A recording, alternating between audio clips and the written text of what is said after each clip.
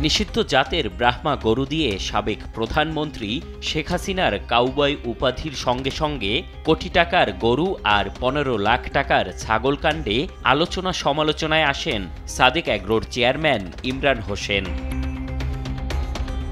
নিষিদ্ধ ব্রাহ্মা গরু আমদানি, পাচার ও কোটি কোটি টাকার অবৈধ ব্যবসার খবর প্রকাশ্যে আসে তখন।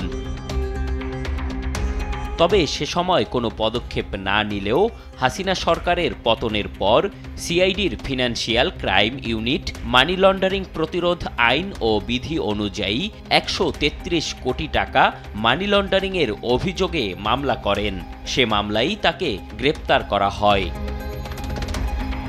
প্রতারণার মাধ্যমে দেশীয় গরু ছাগলকে বিদেশি ও বংশীয় গরু ছাগল বলে প্রচার করে উচ্চ মূল্যে তা কোরবানির পশুর হাটে বিক্রি করে আসছিল সাদেক অ্যাগ্রো। আর এসব কর্মকাণ্ডে সাবেক পুলিশ প্রধান বেনজির আহমেদ সহ প্রশাসনের ঊর্ধ্বতন কর্মকর্তারা ইমরান হোসেনকে সহযোগিতা করে আসছিল।